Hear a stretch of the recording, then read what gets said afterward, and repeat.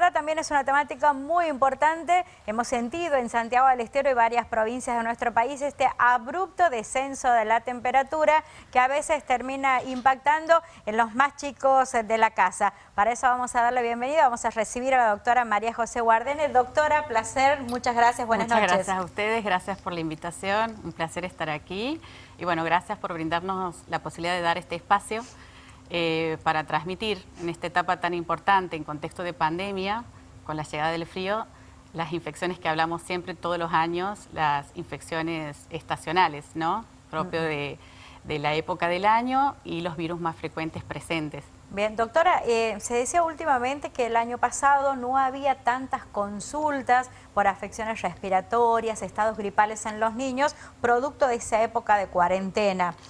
Ahora la situación ha cambiado, hay mayor circulación, hay más consultas. Sí, hay más consultas. Nosotros antes de la llegada del otoño aumentaron en este año 2021, sobre todo con las consultas de los controles de salud o las famosas fichas médicas para el ingreso escolar.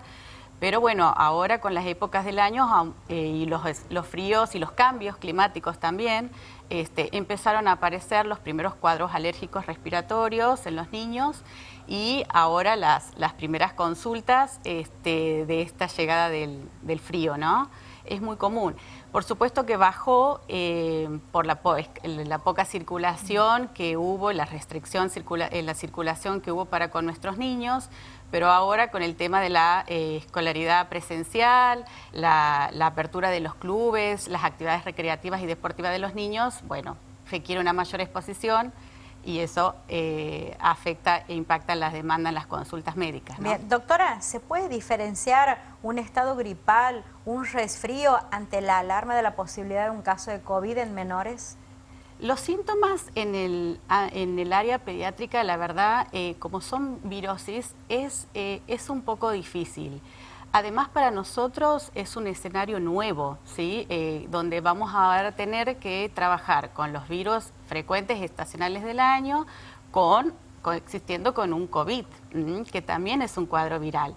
En pediatría, por suerte, los cuadros infecciosos son muy leves, pero también por ahí va a ser difícil diferenciar y eso va a estar muy ligado de la mano del profesional que va a atender ese niño, de los antecedentes personales y patológicos de ese niño y sobre todo del contexto familiar, ¿sí? Porque por ahí puede haber algunos síntomas que sean similares, pero también tenemos que ver y alertar en qué situación se encuentran los papás, ¿sí? Y para eso va a ser mucho más fácil a los pediatras o a los médicos que atendemos a la población de los niños alertar un posible COVID.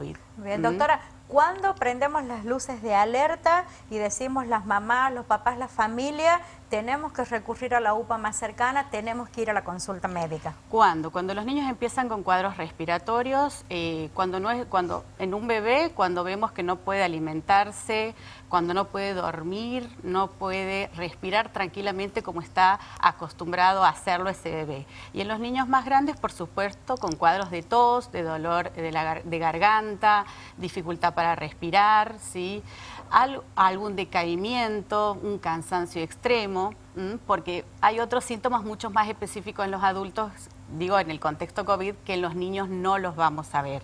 Entonces, lo ideal es recomendar a los papás que hacer la consulta de forma temprano para que los médicos podamos actuar de forma oportuna y correctamente, ¿sí? Bien. Doctora, ¿tenemos que seguir teniendo muy en cuenta el calendario obligatorio de vacunas para nuestros niños? Sí, fundamental. Todos los años nosotros trabajamos duramente para que desde el Ministerio de Salud, desde la Dirección de Atención Primaria de Salud, de que esa vacunación sea captada y oportuna, ¿sí? Un día es un día perdido, siempre les digo a mis pacientes, ese calendario de vacuna, recuerden que no es una opción, es obligatoria y es una responsabilidad social, ¿sí? Si yo me vacuno, ese niño no solamente está protegido él mismo, sino que protege al resto de sus convivientes y a sus pares si concurre a la escuela, ¿sí? Así que es importante el calendario de vacunación que esté al día, ¿sí? Y en forma completa.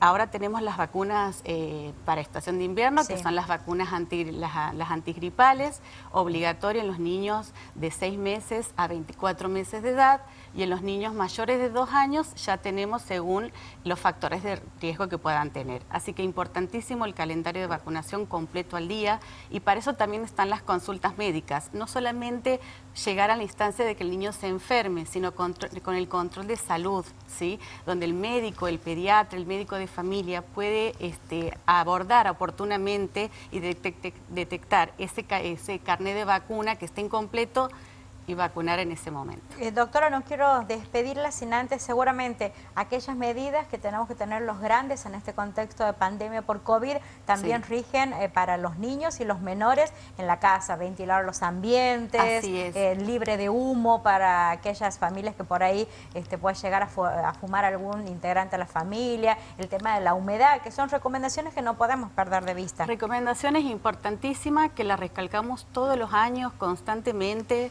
Ahora con el tema de COVID las ratificamos un poco más, el tema de la higiene de manos, el distanciamiento social, sumamos el tapaboca también, pero también es importante en el área pediátrica, fundamental ante todo la lactancia materna, obligatoria hasta los 6 meses, y después, más allá de los 6 meses, la lactancia materna prolongada hasta los 2 años con su alimentación complementaria. El carnet de vacuna, el aire libre de humo. Cuando hablamos de aire libre de humo nos estamos refiriendo a aire libre de tabaco, ¿sí? A la ventilación de los hogares, si bien el clima está frío, pero siempre es válido por lo menos ventilar 5 o 10 minutitos todos los días, diariamente, y también el control de los medios de los aparatos de calefacción, ¿sí? Como los braseros, todo eso que también liberan humo, y es importante también no solo en la afección de las vías respiratorias, sino en la intoxicación por el monóxido de carbono. Y evitar también concurrir a lugares hacinados, cerrados, ahora que en el invierno ya no vamos a tener esa opción de estar al aire libre, evitar concurrir con niños, ¿sí? A lugares donde estén con mucha gente. Bien, estar alerta entonces, doctora Estar Guardena. alerta y cuidarnos mucho. Un placer haber hablado con usted y gracias por su visita, muy amable. El placer es mío, gracias a usted. Muchas gracias. Hasta luego.